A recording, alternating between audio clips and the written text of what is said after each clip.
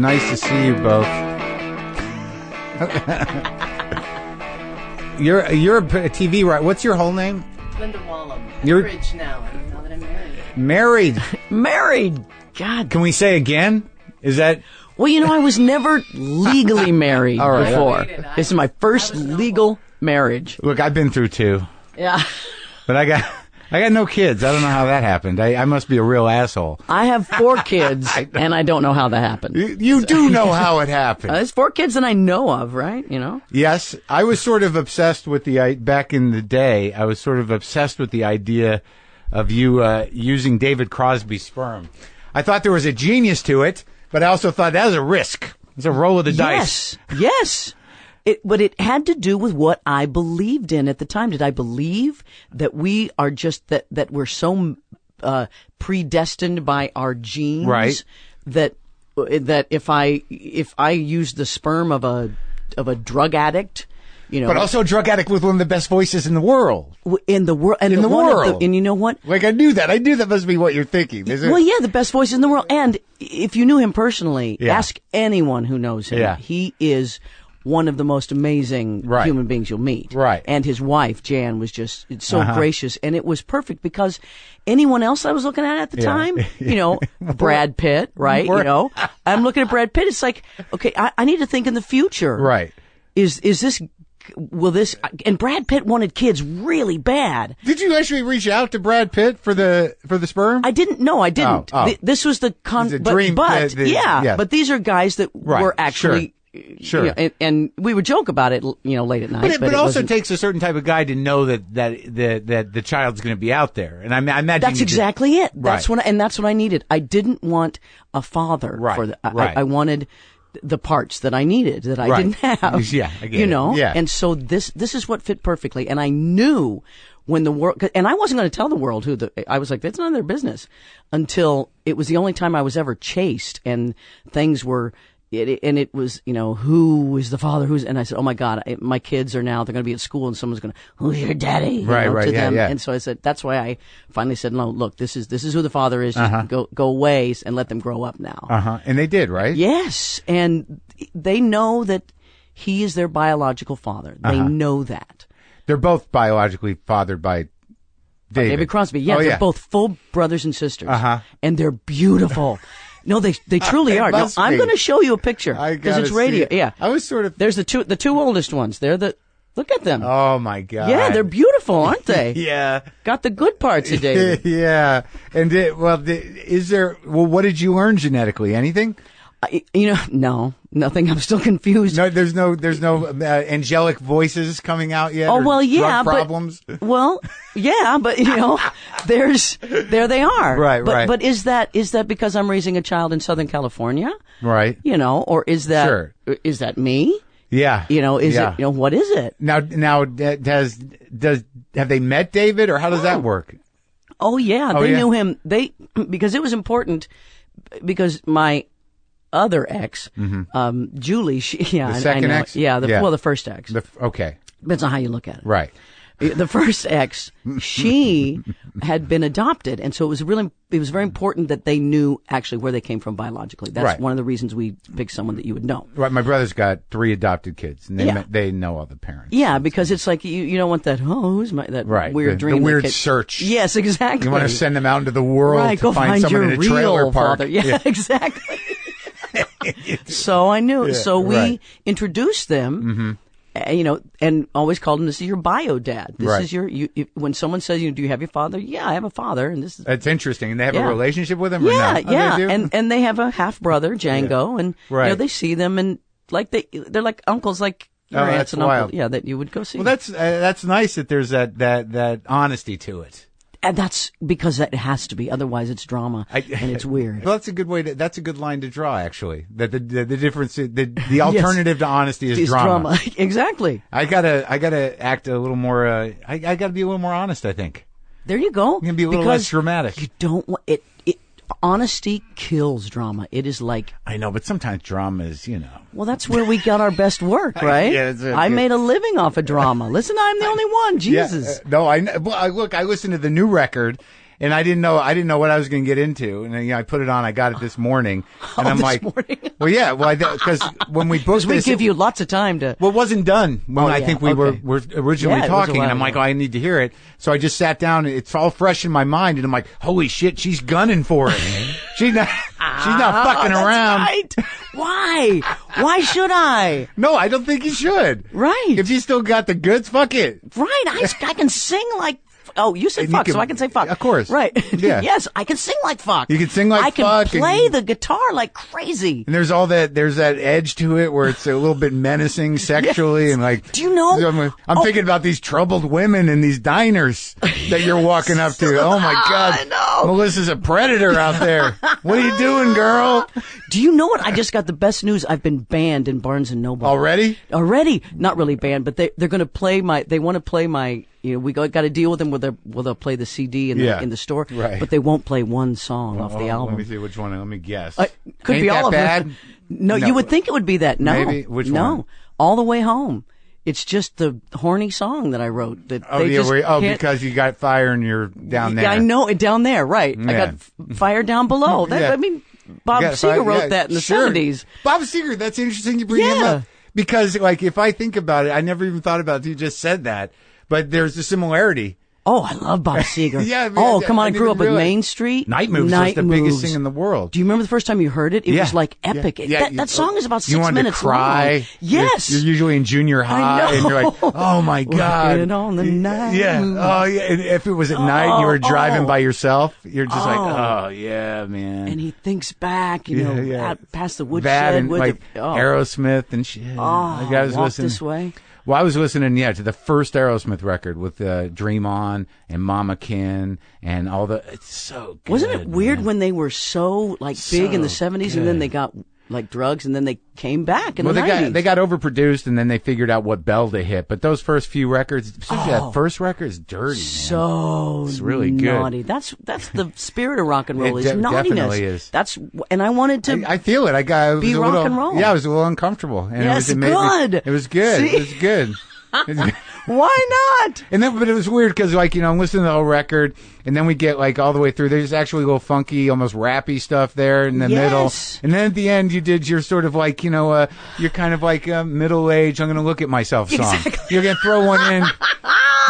Throw And one in that's for why the. I put it in the end. 'Cause it's This like, one's for all you yeah. ladies that have been with me for 30 years, right? But I'm having a lot of sex. Isn't Isn't anyone else? No, I am. Okay, see, Yeah. so, and that's Why- what I want to sing about. Well, I think that you've always been pretty straight with Well, honest, honest, wrong yes. word with never been straight, always been honest. There you go. And honesty keeps the drama out.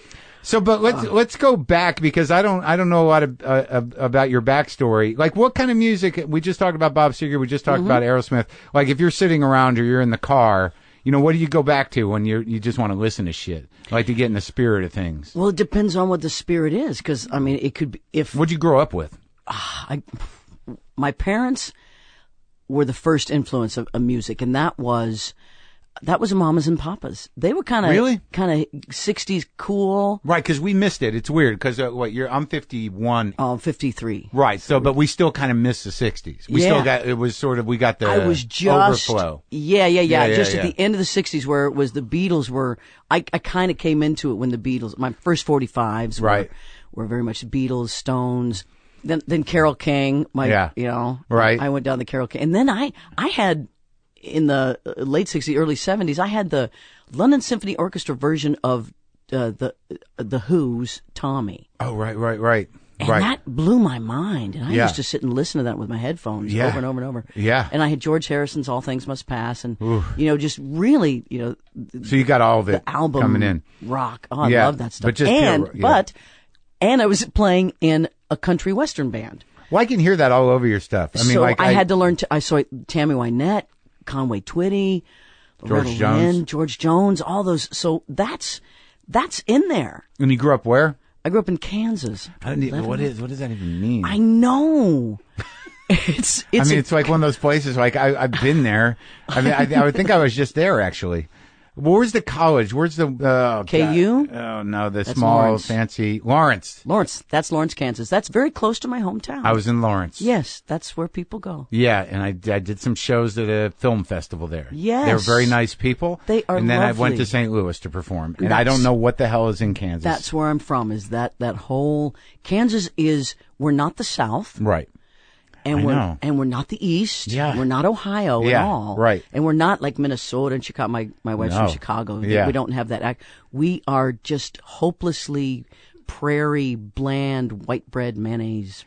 Well, yeah, it sort of defines it. I mean, Yeah. it's sort of a punchline. I mean, Kansas is sort of like Kansas. It's the Wizard of Oz, I know. but also is incredibly conservative, incredibly sort of rooted in the worst parts of the Christian idea. Well, as you would think, yet that majority is very thin. Yes, they are Now, a red state. Right. Yes, they are conservative. Right. Yet 48% yeah, is still very liberal and very artful, and they. I mean, Sure. that's where Brown versus Topeka. That's where John Henry came from. We're known as. you get into the debate. Yes, we get in there. and hopefully the righteous will win. Exactly. But it's also where the first protests the against, Westboro Baptist Church right was that. and the original protests against Planned Parenthood and the abortion issue were all sort of there. Yeah, so it's a battlefield. Yeah, that's really exciting. is. And was it that way when you grew up? Yeah, I grew up. My father was Republican. My mother was Democrat, and So it was right in the house. The debate was ongoing. yes, Active. active Yeah. in the house, and it was in the high school. You had, but we had everything. Were you brought up with religion? No. Well, see, you got off yet the I hook was. there. Yeah, I did. Yet I was brought up because my parents thought you're supposed to take your kid to church. Yeah. So they did until I know, like just in case I don't know what- because they might go. I might go to hell, and we don't want them to go to hell. Well, you yeah, know? there's that thing where it's like, well, we're not really that active, but why deny the kid the opportunity to get, bullied by God? Exactly. You know what I mean? But what I found was music. Yeah. I found the choir, so I kept going to church For the music. for the music. Yeah. And then and got really involved in the youth because there's all that Christian youth. I started writing Christian music in high did? school. Where's that? Absolutely. Well, hopefully, like maybe in 5 or 6 years, you've time to record that shit. Let's do it. Yeah, like I'm ready. I'm ready to I take can that see on. How you're holding your hand up. I'm ready. I got the spirit within me. So you wrote some Jesus songs? Yes. Oh hell, I'd like to hear the Jesus song. I know. They're What- really do sweet. you No, know there's it? one called There's Love in This Place that was really it was more of a youth, not so much a Jesus song as it was, a Well, youth they're never group quite song. Jesus songs, are they? They're like the way, like even the Jesus music now. It's sort of like I get what they're talking about. Yeah, when they say him, I know what they're talking about. I get the message. But what'd your dad do? He was a high school teacher Republican high school teacher of what?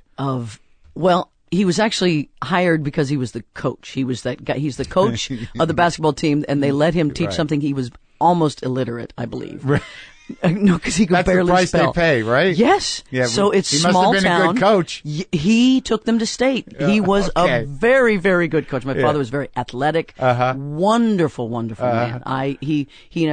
He was the one who used to drive me around to all my gigs. Really? Yeah. So When you were in high school? yes. Interesting. Is it? And he would sit. He's the only reason I could play at the Parents Without Partners dance Right. to the Knights of Columbus, Right, or right. the Eagles clubs, or that's get where you I in? was- Yeah, he'd sit there and he wouldn't drink.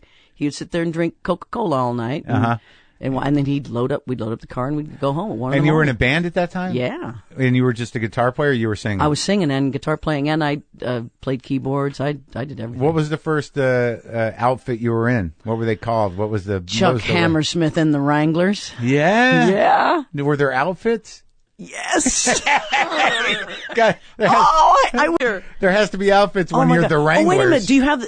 Did they give you actually the CD? No, they gave me a Oh, download. because there's a picture in the CD of the old band I was in high school, and we all had the outfits. How old were you? Oh, in that picture, I'm probably 14, 15. And you're playing what kind of guitar? I was playing an acoustic. I was playing my Ovation, and then I had a.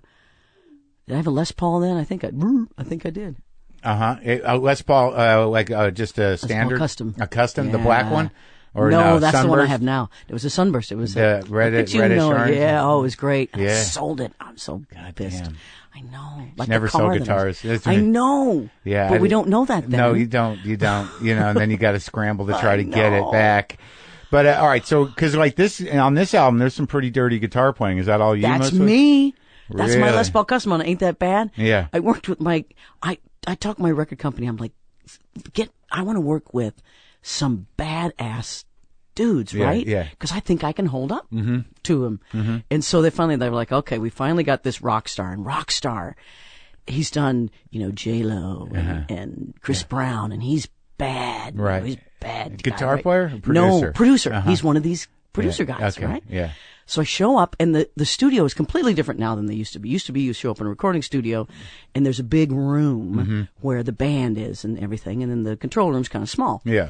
Now, the control room's huge, and there's just a little vocal booth. Yeah, because And they do everything they on the do board. Everything. There's There's no real music. So I bring my Les Paul and my amp in, and he's like, what's it?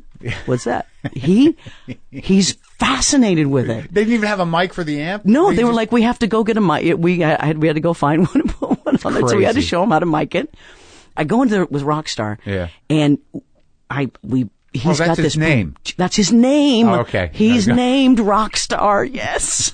I should have known that, right? Yes, and he's got the Versace gold around his neck, and he's looking at me, and I'm smoking with him in there. He's like, this is going to be a problem. Like, he's like looking at me like, whoa, and I'm smoking him under the table. I can smoke more than him, Yeah, he's like, whoa. And so we start writing this song, and the name of what we're smoking is called a Sunny Day Honey Stick. And so that's in the song. Well, I got a that's at the Sunny Day beginning of Honey the song. Stick. Okay, yeah, that's right at the Because we beginning of were the song. and it, Yeah. and we're playing, and so I go in there and sing, and he's like kind of telling me, now sing. He loves that he can act. He goes, you can actually sing. Yeah. And so I'm in there singing, and he comes and he gets in front of the computer to do something after I sang, and he said, hey, where's the auto-tune? And the guy's like, oh, I would never put auto-tune on her voice. And she's singing like that without auto-tune? Yeah. So I had a Real stuff. It was real. Good. What's that? Oh, this is a honey stick. Oh, that's it? That's for you. Oh, thank you. No, that's all right. I have. Are you see? We didn't know. Oh no, it's okay. You look- I can appreciate Your it. brain looks like it. Oh, dude, it's been 15 years. I did my time. Okay. There's not there's no judgment. It's just that if I start that, who knows where I'll be in 3 days. That's the kind of guy I am. Okay, then I understand it. But all right, so you're in Kansas. You're playing with the Wranglers. Yes. Wearing your outfit, and your dad's Yes. driving you to the Knights of Columbus Hall. Yes. You got a dream. Yes, indeed. And- That is the closest anyone's ever come to telling the truth right there. Yes. And your old man's on board with it. Yes. That was just pretty good for a football coach. Yes. Do you have other siblings? Yes. How they? I've got How many? the sibling one. Uh-huh. Yeah. And, She lives in Arkansas. okay. Yeah, you talk to her? No. All right. So one went bad. Yes, there you go. Okay. So anything I did was Yeah. great. We got one good one. Whatever she wants to do, as long as she Exactly. doesn't throw her life away. Exactly. That's exactly. My Have a father bunch of basically said, babies. "Just be happy, okay?" Yeah. I was like, "Okay, right on." So when did you do it? Like, did you finish high school and you went to the same school your dad taught at? Yeah. That's no I easy know. fry. No, I skipped one class, and he knew before the class was over that I skipped the class. Oh my God. Like, that is so not fair. What were you doing? What? She was a friend. Oh, yeah, I think we can talk openly about this. 40 years later, I don't think it's no. That's the What- one you're what going to were worry any- about. right. We just talking about David Crosby's kids, but you're afraid she's going to judge you on making out in a car when you're in high school during a class. That's cute. I know. Well, you think she's been dirty all along since 14. This chick was nothing but trouble. Nothing but trouble.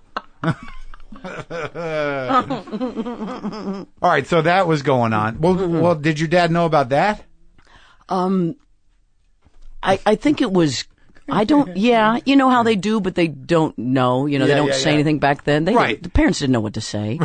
Right. The ones that you know, it's just like, but don't bring it up. You know, don't ask, don't tell. Basically, you know they know, but why bother saying it? Exactly. Yeah. So basically, when I came out right before I left for Los Angeles or Boston, I forget where I came out, but I said, Dad, you know, I went through this. But you came out at home to them first. Totally. Okay. Yeah, before leaving, because you know they would. I'm leaving. You should know. I'm leaving. You should know I'm gay. Yeah. And he said, "Well, I don't understand it, but as long as you're happy." I said, Really? "Cool. That's great." And so From a Republican football coach. Indeed. Score one for that side, I guess. At least with your dad. Yeah, exactly. Yeah. Right on. Yeah. So after you played in how many bands in high school? Oh my gosh, I went through the Wranglers, the Showmen. All country. Well, by the time I was about a junior in high school, I was playing in kind of that pop cover band where I was playing Fleetwood Mac and. Oh, was it? What album was Fleetwood? Was that Rumors? Rumors. It was Rumors already. Right We're the same age, so you're doing all that shit. Yeah, so I'm doing all that. Well, you graduated high school, and then where'd you go? I went to Berklee College of Music in Boston. My parents wanted to send me to college, and I said, no, just music school, please. That's all I want to do. And that's a good one. I went to college in Boston. That's the music school. Yeah, and it really is up to you whether you want to get something out of it, because I went for just a few weeks. And I really wasn't into learning. No scales for you. No, I was writing songs. I was wooing girls. I just wanted to play. Yeah, it's a real nerd school. Yeah, I mean, there's some real noodlers coming out. Yeah, of there. and I actually wish I had at least stayed a year and learned some little bit more chops. I really had to fight. Well, but you know, the weird thing about chops, and I think that you're speaking to it now in terms of like being where you're at now and knowing that your guitar playing's in a place where you can hold up, is that. It took me a long time to realize that rock guitar, blues guitar, it's all the same notes, and it's not about how sophisticated they are. It's the feeling you can bring to them. So when you can hold up, I mean, you can hold up. I mean, you listen to Albert King, it is what it is. Yeah. But, it's singular, and it's not that complicated. So it's just a matter of, like, it's confidence and feeling, Thank you. right? Yeah, exactly. There's so much of it. And tone. So much of it. Oh, my God. What's my sound? Exactly. Yeah. So how long did you stay in Boston, though? Did you start playing in out there? Yeah, I started playing in a restaurant, Ken's by George. Remember the Ken's Steakhouse restaurant? Yes. This one was his fancy adventure. In Cambridge? No, it was right across from the John Hancock, right at Copley Square. Right there. Yeah. And I started playing the cocktail hour from 5 to 9. Just you on the guitar? Me on the piano, actually. It was more of like a piano lounge. Really? And then I'd play Barry Manilow medleys and stuff. Oh my God! It sounds like this is like your period in hell. Yes, indeed, that's exactly. You wanted to be a working musician.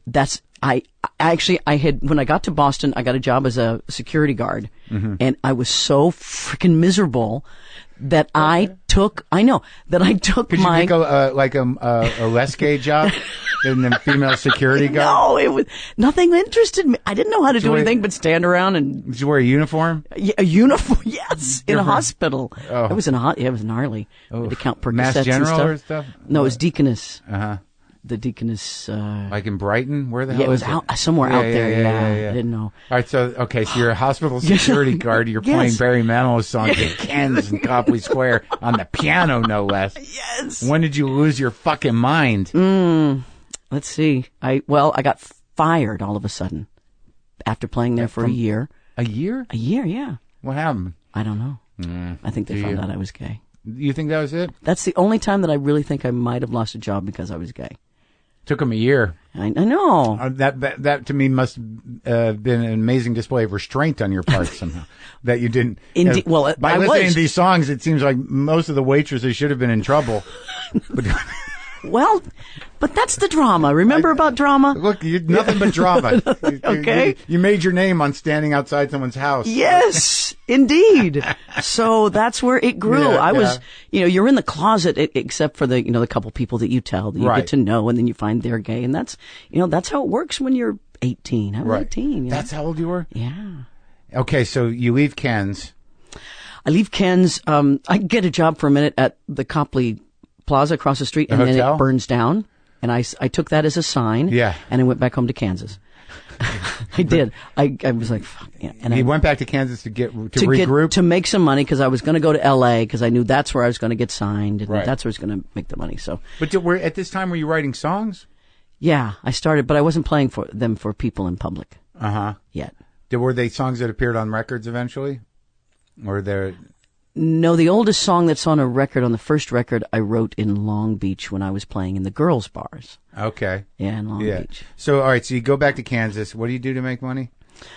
I because now I can play. I can play. So I go play at the Granada Royale. Oh, do you remember that hotel? No, how am I going to? It used to be the Kansas? No, it was a chain. It was like an Embassy Suites. Okay. And it was there was a lounge there called the La Veranda Lounge. And so I went in there and played on the piano because I could do that. And I opened first because that's the gig you get first. I did the happy hour from 5 to 9, whatever. Your test gig. And I opened for, I swear to God, Rhett and Scarlett. That was their name. Were they an act? Yes. They were a Gone with the Wind act? No, they were like a club act, that they would sing the songs. Sure. And then eventually I got the job. I got their job. They wanted something more modern. Maybe so. So I did that. I made money. I lived in Kansas City. I had a little apartment. I went to the clubs there. I got to know a lot of people. And then I left for Los Angeles. She got around. Oh. Are you taking all this in? Do you have any questions now that she's here? I just keep checking. There's just 4 kids, right? That I know of, there's only 4. All right. So there you go. So you're a professional musician and a professional lesbian by the time you get to LA. Yes. Woohoo! You've got everything. You can handle a guitar. Yes. And you can handle that other thing. Yes. Got it well in hand. And I have an aunt who lives in Silver Lake. Actually, right here. Yeah. On Dahlia Street. She lived. And so I said, I'm coming out and I'm going to sleep on your couch. Of course, my sister had just been out there and wreaked all sorts of havoc, so they were not looking forward. The problem. I know, everywhere I went. And so I went out there and I slept on a couch. And the funny thing, I found out that there's a lot of people trying to make it in the music business in Los Angeles. You found that out, huh? Yeah. What year is this? This is 1982. Okay. Yeah. Okay. So what's happening in music then? What's it's around all here? Guns and Poison Hair. Oh, so that was hair metal at the peak of hair metal. As it's growing. No, as it's growing. It peaked like in 84. These were the bands that were just starting. The Roxy and the Rainbow. Yeah. And it was right before they all hit super So like big. the Fleetwood Mac thing was drifting. Yeah. So that whole... I got here thinking that I'd see Jackson Brown and the Eagles. They've been killed. Gone. They're killed. Annihilated they're by hair and guitars. Yes, and it's all spandex. Go back up to Topanga, you pussies. Indeed. There's nowhere for me to play. Right. And even if I got a gig, you pay to play. You don't make any money in this town. And I quickly was running out of money, and I hawked my typewriter. Yeah. Because I didn't hawk my guitar yet. Where were you? So you're staying at your aunt's. Living in Silver Lake. I'm looking around. I'm looking in the calendar section. What are you looking to play, though, at that time? Are you looking to... I didn't know how do you do it? You get out here, it's what you do. I didn't know what to do. But you had your songs, but what was the dream, though? I had a demo. I'd made a demo of my 4 original songs. With a band? No, it was just me. Really? Me and I played because I played the singer-songwriter thing. Yeah. So I have my demo, and so you start sending it out to record companies. They get a billion of these, right? And I'm not, and I'm looking for management. I'm looking for whatever, and so I got the calendar section out. Yeah. And I just went to where live music, and I just and I called all these places. Can I audition? Can I audition? Can I audition? Right. And I called a place. It was called the Candy Store. Yeah. And it was on Sunset. It was the Coconut Teaser later. Oh yeah. It's that place right there on Crescent Heights. Yeah, right. Boom. It's right there. Yeah. But in 1982, it was called the Candy Store. Yeah. I didn't know anything about it. I went down during the day and auditioned. Played a couple songs, and she says, we have this little cabaret. There's the dance part of the club, but we have this little cabaret that we have live music, and we don't pay anything, but you can come play a 20-minute set. I said, I'm here. Yeah. So this is my first gig in L.A. Yeah. And I go home, and I show up that night, and it's an all-black nightclub. But not only is it You've been set up. all-black nightclub, it is the all-black nightclub. Right. Marvin Gaye is in there. Really? I meet Stevie Wonder. Get out. The basketball players, Abdul Jabbar. Sure. It's the hot black. All black guys, blind black guys, coked up black guys. All of them, they're all in there. Yeah. Oh, it was amazing. But I quickly changed my set list and did, some Something I was a huge little hit. funkier? Yeah. I was a huge hit. You did it? Yeah, it was great. I would play there like once a week for 20 minutes. Uh-huh. And one time I got the door, which was, I think it was about $50. I was like, whew. But in the meantime, I had met a girl and gone down to Long Beach, right, where I was in a club that there was a piano in the corner. I said, hey, do you have live music? They said, no, but do you want to come play?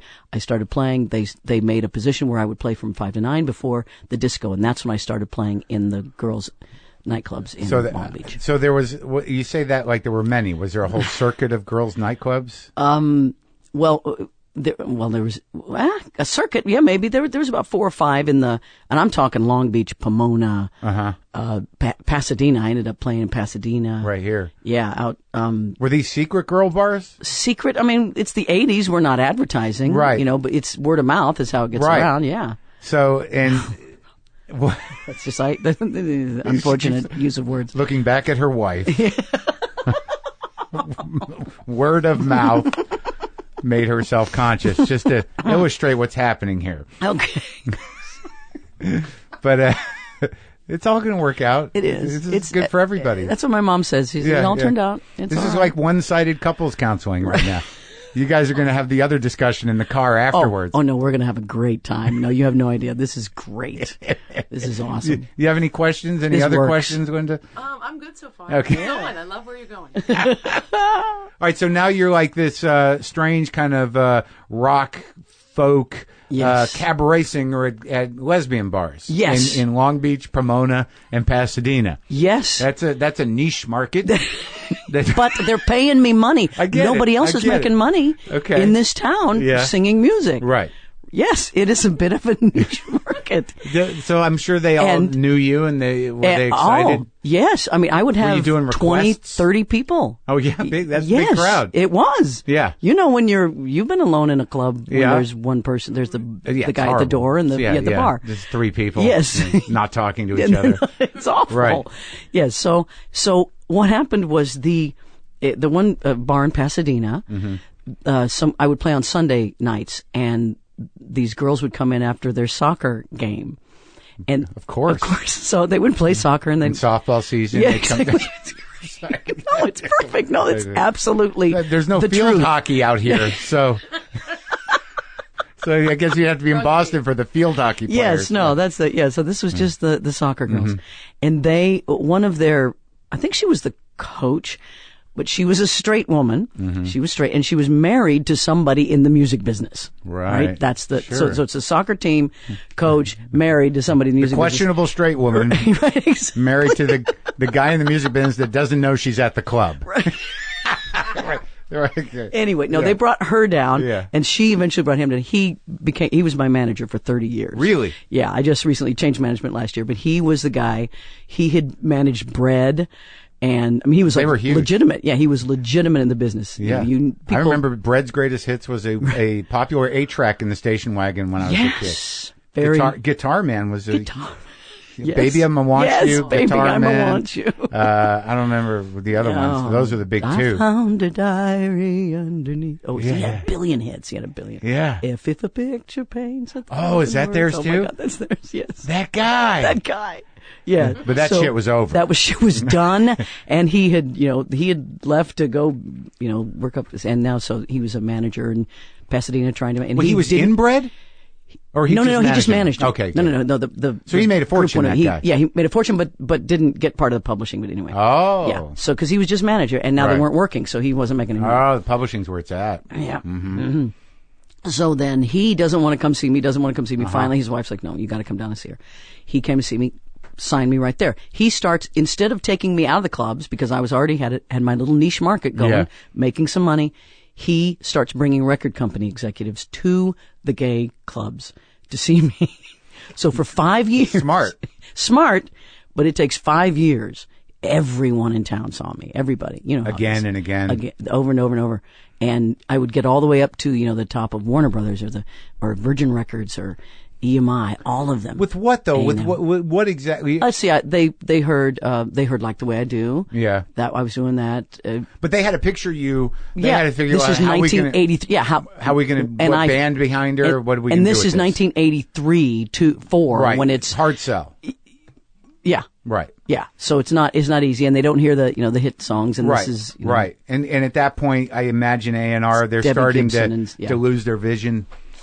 You know what I mean? Like I think it was one of those periods where no one knew how to pick a hit because a lot of people were out of whack with what was happening. Totally. Right. Totally. So 5 years. So it takes a long time until finally a guy who was a producer who knew blah blah blah blah brings Chris Blackwell of Island Records down. Now right. Chris Blackwell is he's English dude, made all his money in Jamaica, brought Bob Marley to the world, right. U2, right. Robert Palmer, right. really cool independent record label. Right. He walks in, he hears 4 songs and goes, "Why aren't you signed yet? I want you to." He was like, "What's wrong with everybody? This is obvious." Mm-hmm. And signed me right there. Made the first record. Because he was outside the box already, totally. just by the nature of he was doing more roots music, world music, and like he knew he had a marketing machine in place for stuff that was not unusual. Right. Yeah. And that was the deal. That was it. Boom. Done. First record. And then, they put you with a band? Oh, you run it? Okay. Well, he kind of signs me and then runs away because that's what he does. He goes away and I'm like, here I am. Call so-and-so. Yeah. And so now I've got to make my first record. Well, I don't have a band. So I'd done a few demos and knew a few musicians. So I called them up and said, hey, let's get together and make this record. And my manager puts me with this producer that he knows from Northern California named Jim Gaines. He had done Steve Miller Band mm-hmm. and a little bit of Journey, a little bit of big. Those were big. Those were big then, yeah. So I make this album. I go up there and make this album with him. Big production, though, huh? But it's a big production, and it's all the big production. And he put my little voice on top, and so I made this whole record. And I came and I played it for Chris Blackwell, and he goes, "Well, Melissa, I really have to tell you, I really hate this record." I was like, "Oh, that's it. It's over. Yeah. Done. My career's over."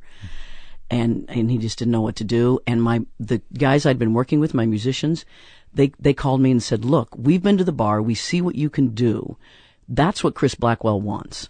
In the meantime, I had taken pictures for the album cover, and if you know that of the first album, that the photo of me in the leather jacket kind of jumping up, he actually had that photo blown up, sent to the studio, put on the thing. He said, "Make this record." Yeah.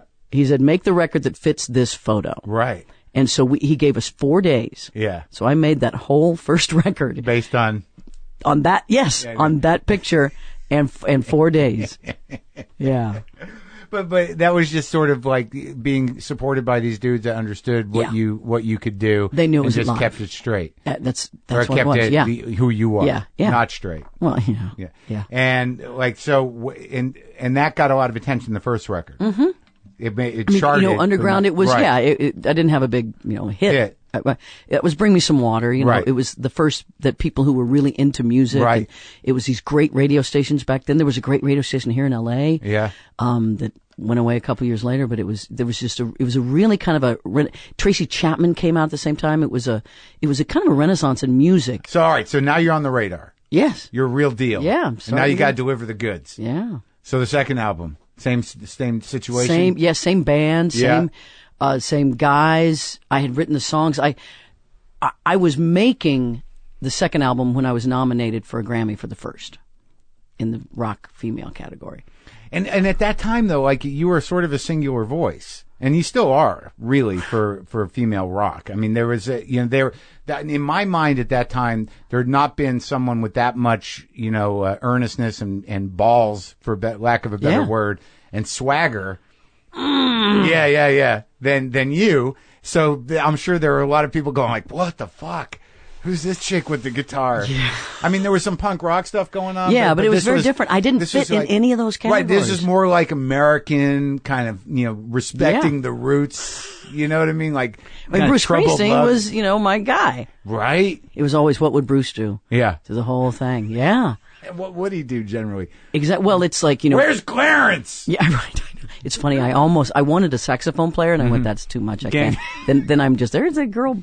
Yeah. Were you meeting these guys at this time? Like after your first record? After my first record, I did meet Bruce Springsteen. The first time I met him was at Dan Tana's, Sure. Right? Yeah. I'm sitting at the bar waiting for a table, I hope.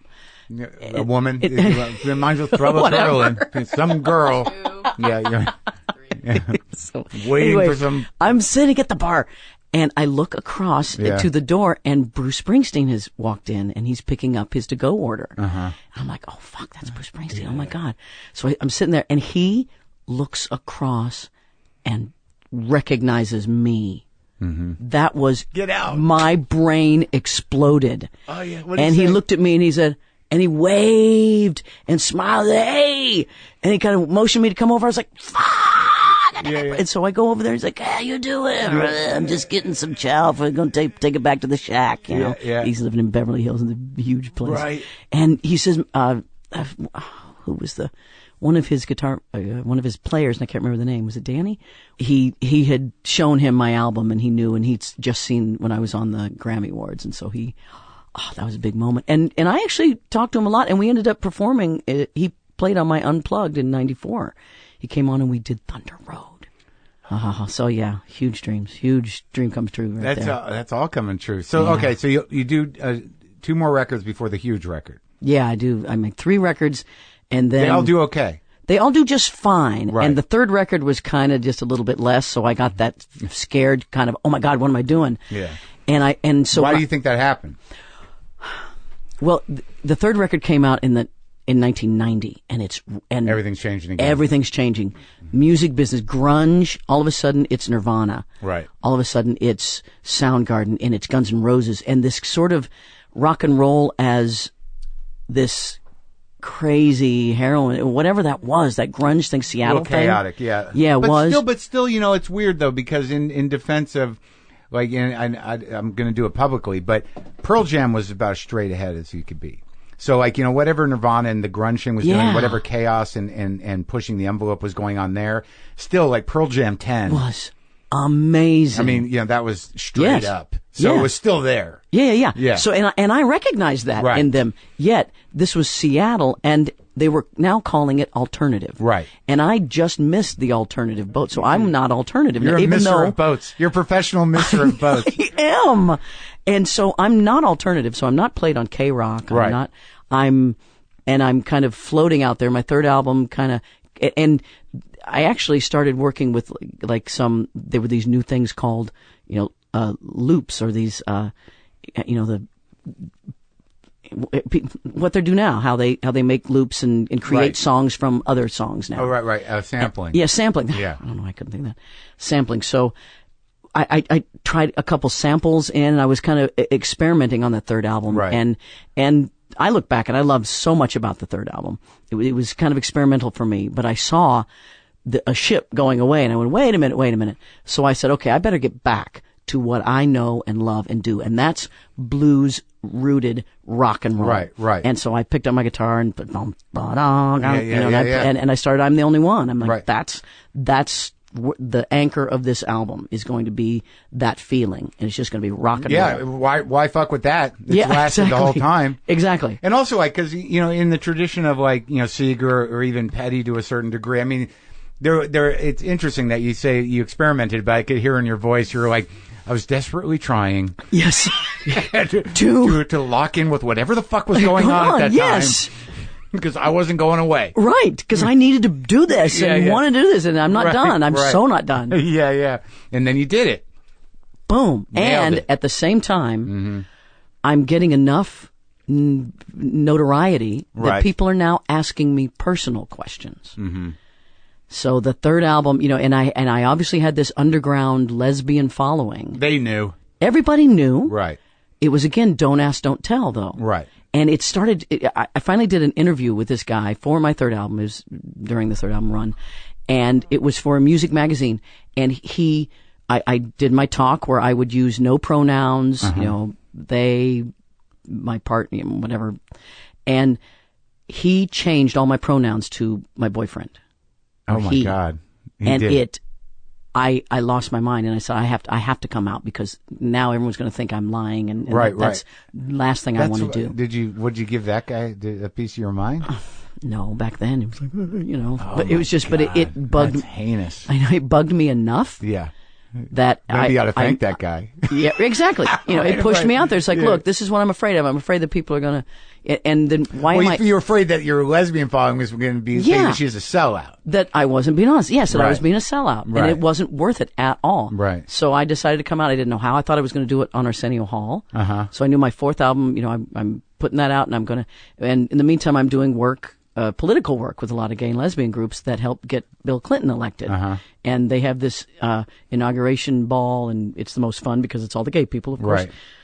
I was there for that. That was crazy that weekend, or whatever it was. Yeah, 93. His first January inauguration. 93. It was wild because we had not been in the White House for a long time. And it just was like Hollywood, man. It was crazy. Yes. Because my buddy worked for Clinton at the time, and I went down there, and Chuck Berry played at one of the inaugural balls. Oh, yeah. And who else? Oh, man, I met Rock Chuck and Berry. roll was back in the White crazy. House. We were there. Yeah. And us gays were being gays, and we were allowed to be part of the party. Yeah.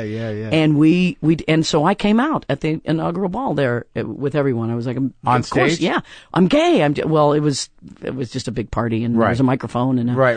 And just stepped up and like, hey, but for everyone's information. Yeah. Well, Katie Lang had said some things, and there was a couple other people there, and she was out. She had just come out a few months before that. What's she up to? She does her kind of Tony Bennett thing and sing. I haven't seen her in a long time. Yeah, I know. So she goes up. She's already gay. Yeah. And now now the pressure's on, and you just take the mic. Boom. So I come out. What'd you say exactly? I said, she introduced me, Melissa Etheridge, and I come out, yay, and everyone's screaming, hollering, because it's one thing that I'm just even there supporting them. Right. And then I'm like, I just want to say I'm just so proud to be a lesbian, and went nuts. It's done. Did you feel different? Did you? Oh, I did. I walked. It was like a match lit. It's like, now you're on a journey. Here you go. Right. Because it's all out. Boom. In the press, it was like, Clinton's inauguration, blah, blah, blah, and there's a little tiny, and Melissa Etheridge came out as a lesbian. Still under the radar. I missed the big boat. Yeah, still not a hit record there. But it became the thing that everybody talked about. Right. When I did. So all of a sudden, my publicity went from, I'm a rock and roller playing to, she says she's a lesbian, and then everyone wanted to talk to me. All of a sudden, I'm doing the morning shows. All of a sudden, and this is coinciding with the fourth album. Come to my window, come to my window, and so it's all it just went crazy. And it must have been a relief in terms just even performing that you could enter a situation that transparent and just push whatever you wanted to do.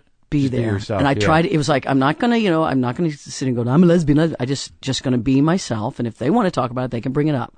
Great, fine. Right. But what started happening is every gay person everywhere came out to me. For the next, they still do. For a minute? Yeah. Exactly. They still do. Everybody. Well, the idea of wanting to be heard and wanting to be public and finding a way to do that, because it seems to me mostly employers and family, it's so frightening for everybody still, even in the climate that is fairly embracing. It's got to be 80-90% more embracing than it is now. Oh, yes. When I see kids now who are openly gay, like 18, 19, that are just like, what a relief. Oh God, to not go through those years. Shit. And back when the only place you could meet someone is a place where you had to drink, and of course you were drinking to get your courage up, because here you are doing this bad thing, and it just leads to to bad people. But when you're 18, those are some great relationships. You're drinking at a gay bar because you can't go anywhere else. You might get into trouble. Maybe, possibly. You might be in an age inappropriate situation with an old pervert. Oh, yeah, I know. That's how your generation learned. I know. That's how we learned. Thank you. There's nothing wrong with that hard-earned wisdom if you live through it. Yeah. So, all right. So that album's huge, makes you a superstar. And then you do a few other records. Yeah. And then you're just kicked in the teeth by life. Life. That's what happened. Ooh. I know. And you know what? That's the crazy thing about being famous. Yeah. I believe that the whole purpose of life is to kind of get your teeth kicked in and see how much you can, how high you can go. I've had enough. Yeah. Well, it means just think of what you're banking away. I mean, some people, they call it karma. I don't quite believe in the whole karma thing. Right. You know, you believe in conditional karma? no, I believe in we're all doing this and we're trying to not have to come back and do it anymore. Yeah. Yeah. And so the opportunity to do it on such a high level and kind of go through big things when you're famous, you have the opportunity to really transform some stuff for a lot of people. Or get the points. Yeah. Karma points. Yeah. Get the so there you go. So you did the gay thing. So I did the gay thing, yes. And yes, it was horrible to have a breakup in public. Yes, it was horrible to feel like I let down a whole community. Because here I was regarded as there's this perfect relationship. I'm out. We have children. That about killed me when I thought, really, we're going to divorce. And I've just shown the world what a gay family looks like. And now we're going to, that broke my heart more than even really losing the relationship, because I really needed to be out of that relationship. Right.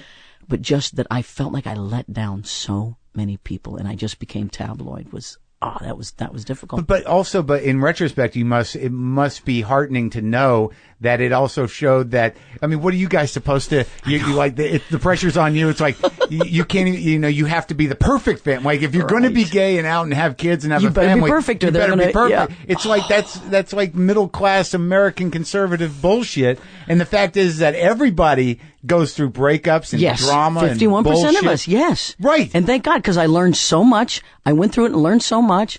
And so then the funny thing, then when I get cancer later, after I go through all this breakup and I go down and I'm eating like shit and I'm just really. Did you feel that from the gay community though? They're like, did you actually? No, they felt sorry for me mostly. The gay community was like, oh, because they know. But how does anyone think of relation, like the humanization of relationships on doesn't matter what gender base it is. Yeah. It is what it is. Yeah.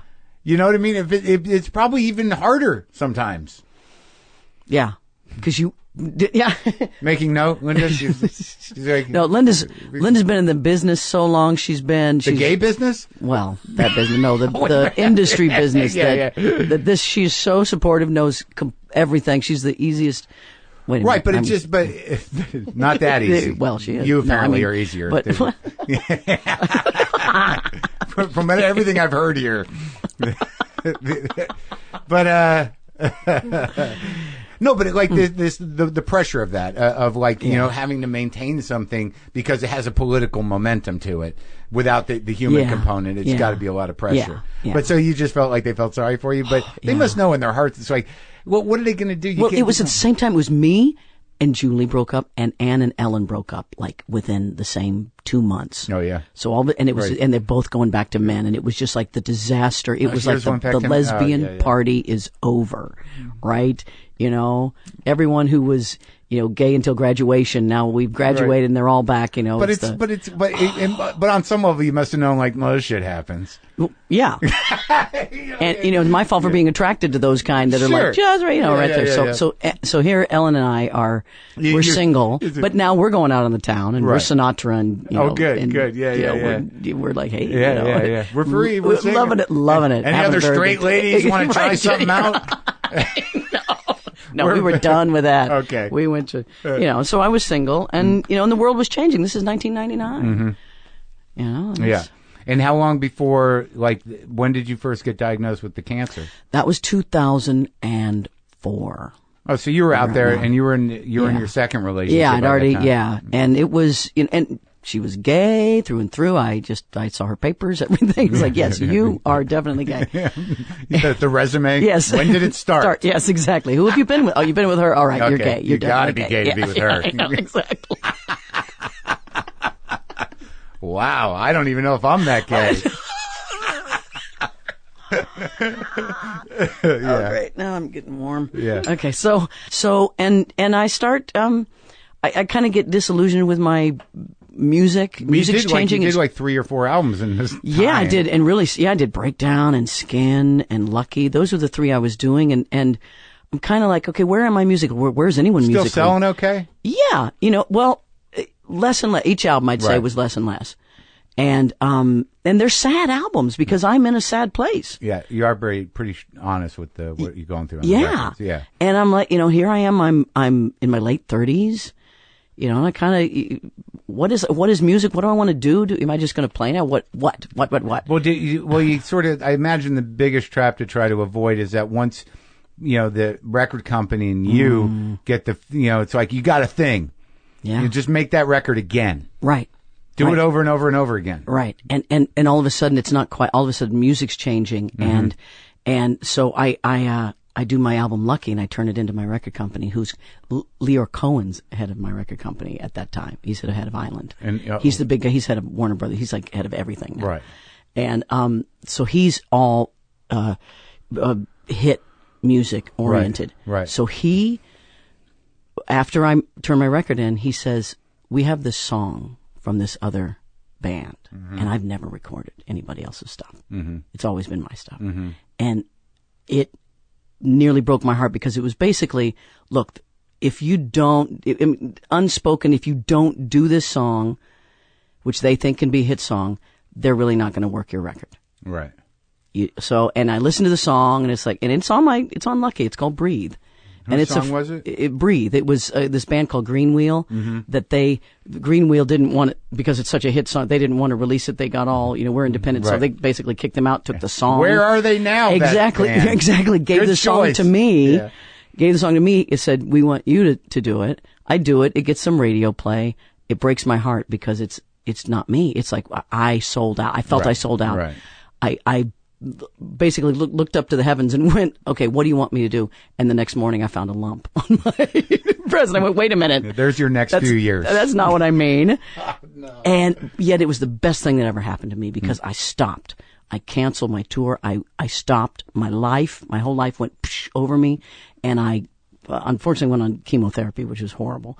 But it was a dose dense because I could stay home, so it was like this nasty, horrible. Why do you say that? Unfortunately, like in retrospect, you would have done something. No, yeah, I'm that radical sort of health person that I believe that chemotherapy is really a bad idea. That the science behind it is we're going to kill every living cell. Okay, but it saved your life. No, right? no. Me changing my health habits saved my life because there's plenty of people who do chemotherapy and die. Mm-hmm. Plenty. From chemotherapy. A lot of times, yes. Yes. Now, and I mean, it's a radical point of view and a lot of people don't want to hear it and they think it's like, you're blaming the person with cancer. I say people have a responsibility for their health. Mm-hmm. If they're going to eat sugar, which is pure acid in your stomach, if you're going to treat your body badly, it's going to break down eventually. Mm-hmm. I mean, there's the degenerative diseases are that they're heart disease, cancer. These are things because we're killing ourselves with stress and food. Mm-hmm. I made that change. Mm-hmm. I'm living. Chemotherapy is an acid they throw in you, hopefully crossing their fingers that if there's any cancer left in you, it will kill you. They don't know that it does that. So I think in 10, 20 years, I'm going to look back and go, oops, sorry about the chemotherapy. But I'm a radical on that. But you had everything removed though, right? Yeah, I had the cancer taken out. The surgery's great. We are great. The medical industry is great at getting cancer out. Right. Awesome. Right. It's the choices later so that maybe if it doesn't come back and it all turns into numbers, they've broken it down to like a science of numbers. Mm-hmm. I walked away from that. But so you changed your life, but spiritually? Spiritually, absolutely, big part of it. Like what did you do? What was the first application of spirituality?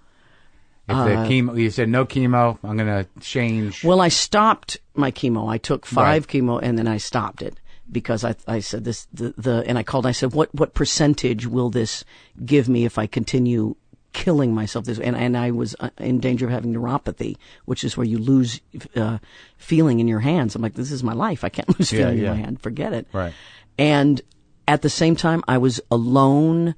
It hurt to hear things when I was on chemo or see things. So I would be alone in a darkened room for days and days and days and days and days and days.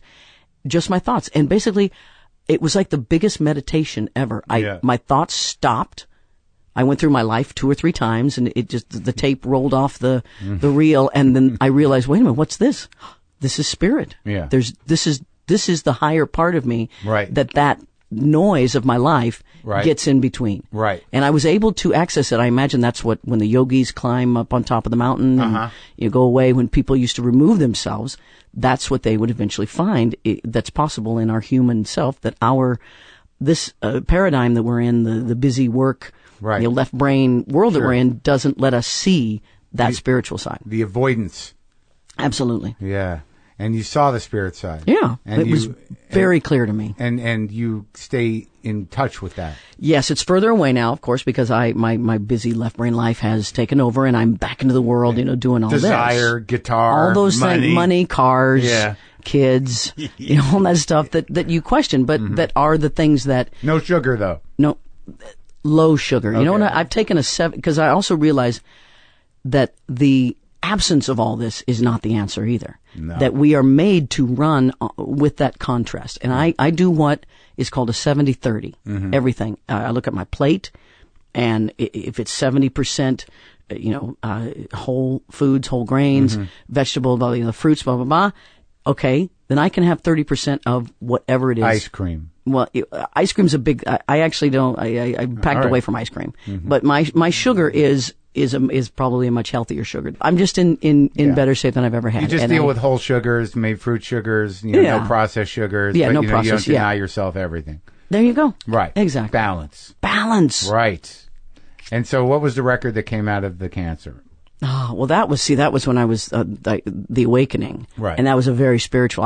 I actually called my record company. I said, "Don't even talk to me. I'm going to turn you. Right. I'm going to give you a record. If you want to sell it, fine. If you don't, that's fine too. It really doesn't matter anymore Right. because my music is about me." And I made the awakening, which is a part of. I wanted to explain through my music how I sort of came into this spiritual. How was part. that received?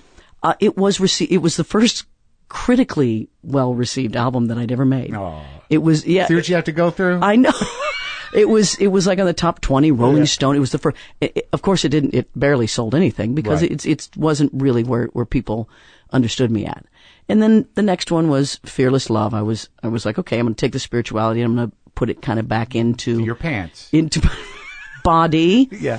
And then, so I'm like, okay, I'm getting my muscle back. People know me now. I've been on the Grammys, Yeah. bald, and that That was insane.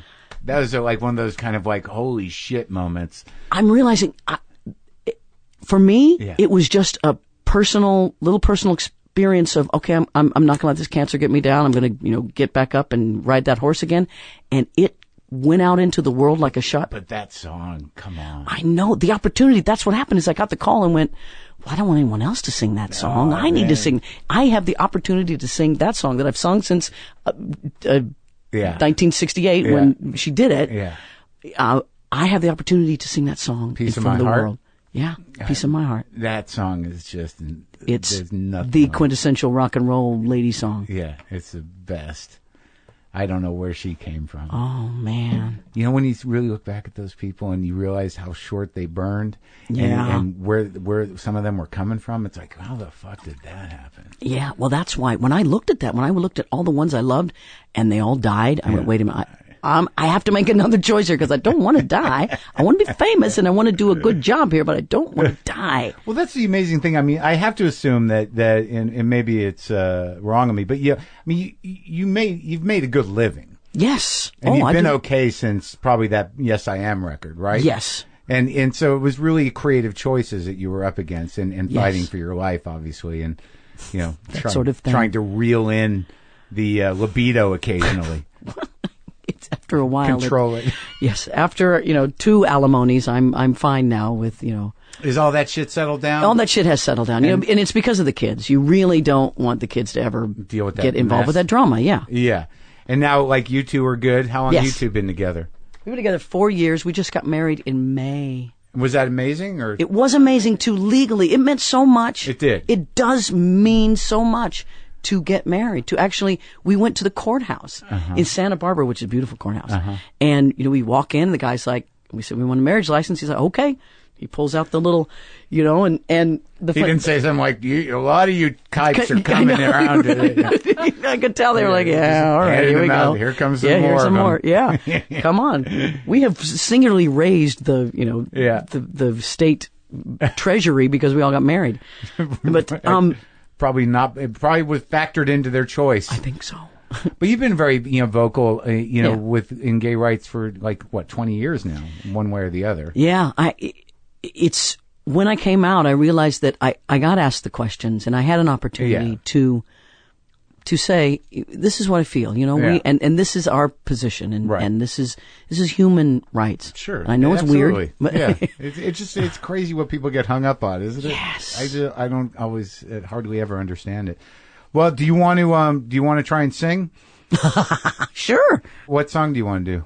Wait, can I do a new one?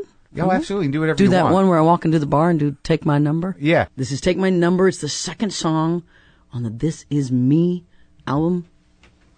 Go something like this.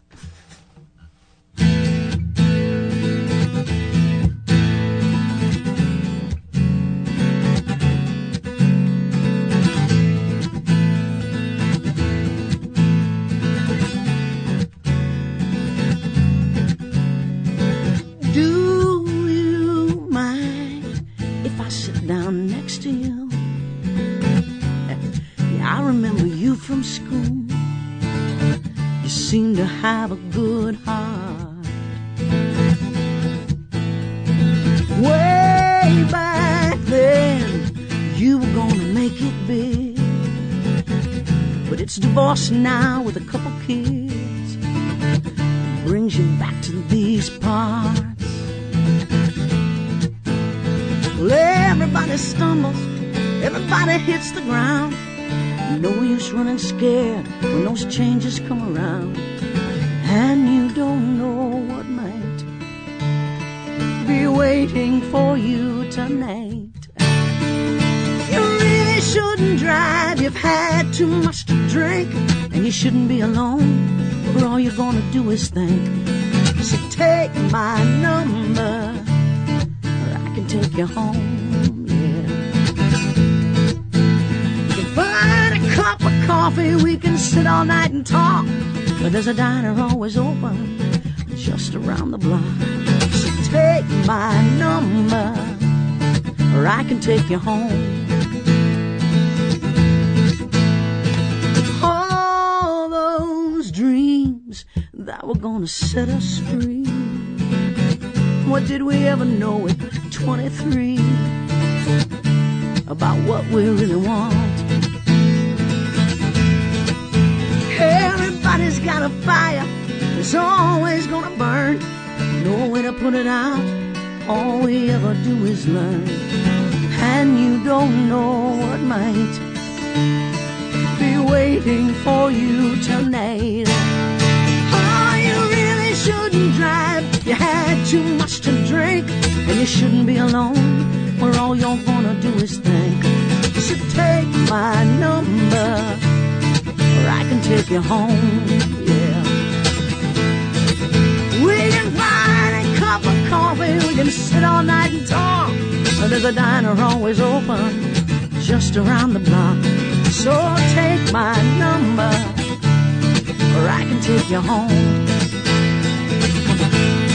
Take you home, take you home, take you home.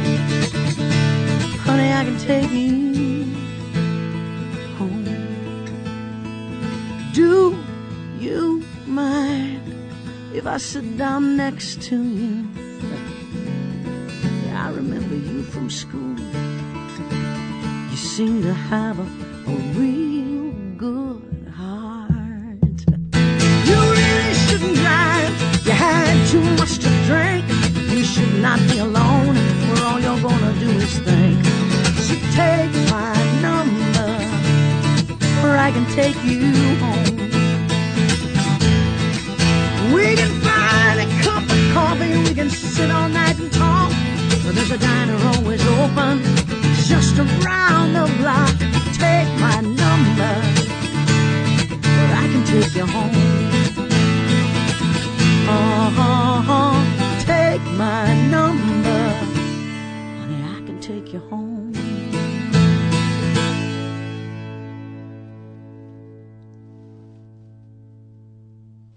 Oh, yeah, that was amazing. That was amazing. Thank you. Thanks for talking to me, Melissa. Oh, it's my pleasure, hon.